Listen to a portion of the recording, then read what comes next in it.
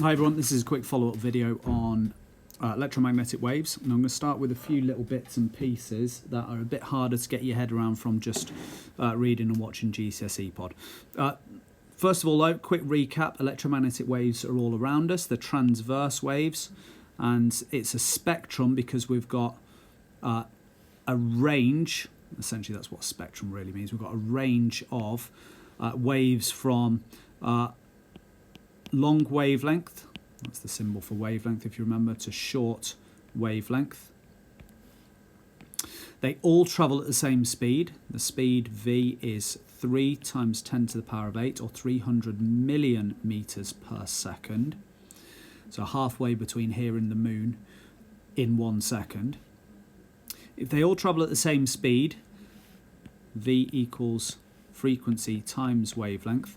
If that stays the same, that number, let's just put some silly numbers in, 10 equals, I don't know, 2 times 5. If we make this number here bigger, if we make the wavelength bigger, so we go down that way, then we would have to make that smaller.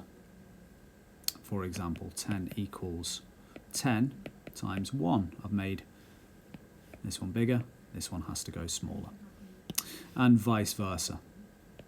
If I make this one bigger, then this one has to go smaller if the speed stays the same.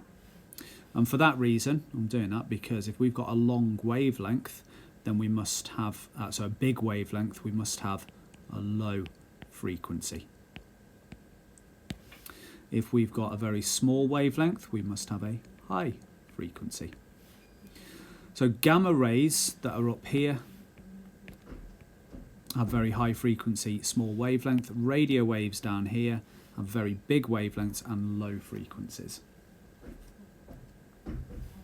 Okay, on to the next little bit then. So I'm going to look at radio waves themselves. So radio waves are basically what we have going through the air, and that's how we pick up our TV and we pick up our radio. If you go to signal 1, which is in Shelton, there's got a big mast on top of their radio station, and it's essentially just running a wire. That's what the black thing here is. It's running a wire up from the radio station. Now, a radio wave is basically just a current that oscillates backwards and forwards. It's an alternating current. Now, if you remember, alternating current just doesn't flow round in one direction like we've done in previous current electricity things. It flows backwards and forwards. So in this case, it oscillates backwards and forwards, and the current does that up and down the wire. What that does is it makes an electric field around the outside of this oscillate too. So if the current's going up and down with a certain frequency, then that produces an electromagnetic wave of a certain frequency, and on your TV or on your car aerial you will have a wire, and that will make the wire's electrons oscillate at the same frequency. So it induces a current in that wire. The really useful thing, it will be the same frequency as what we had back at the station. So you're able to transmit information.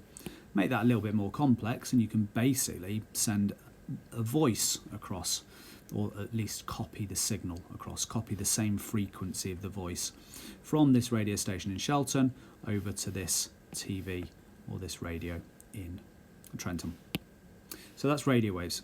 One extra thing we need to know about radio waves: there's different types. You have long wave radio. This is a crackly radio that is used to send signals around the Earth. Something called diffraction makes that happen, and the waves are so long they actually bend around the Earth, and so you can pick those radio waves up on the other side. So that would be something like BBC World Service, where people in far-flung places can still listen to good old BBC. We also have medium wave. Now, these are radio waves that reflect off something called the ionosphere, which is a layer of charged particles around the Earth. They're a bit shorter than radio waves, but they can reflect off that ionosphere. And because of that, you can send them around the Earth. One final type of wave is shortwave radio,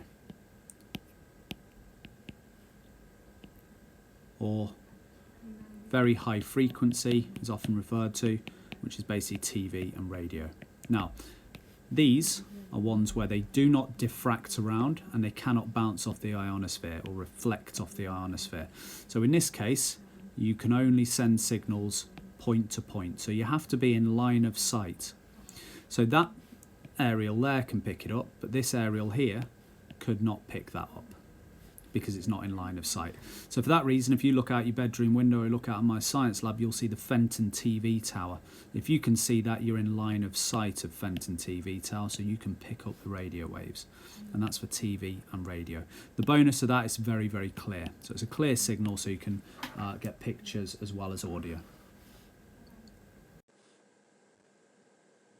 Okay, we'll now do very quickly a little bit on microwaves. So we'll go to microwaves are really important. Yes, they're a big box in the corner of your kitchen with dials on, but the microwaves themselves are what cooks the food, and they go and bounce around on the inside.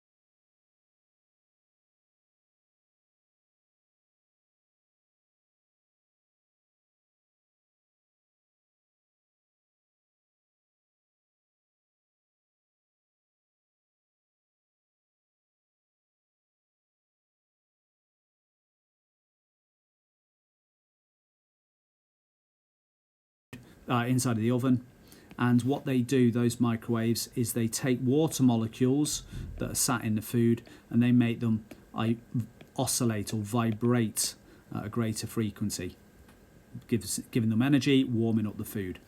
So that's what a microwave does. They're also the same things that are emitted from your mobile phones, and they go up to little satellites in the sky. That's a satellite, yes it is. And up it goes, and the satellite will then send that signal down, and bosh, it'll go to somebody else's phone as well. So you can send signals to that. If microwaves over here get absorbed by water, they must absorb them, they must take the energy to be able to heat up the food by making the particles move, then infrared. Infrared is given off by all hot objects.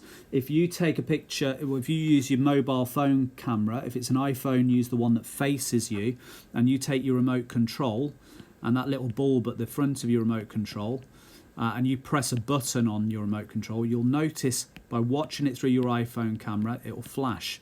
That's because there is a filter picking up the infrared that is emitted. So infrared is used for remote controls. It's also used for heating things such as toasters and grills, but it's used for broadband. Now, broadband uses plastic cables, plastic fibers, and it sends an infrared signal which reflects off the inside of the cable. So it stays through that solid transparent cable, but it doesn't come out, and it just bounces all the way along. So you can send it around corners and send signals, and essentially you would be sending ones and noughts of computer code, and that then is translated into a picture and sound. So it's used in broadband.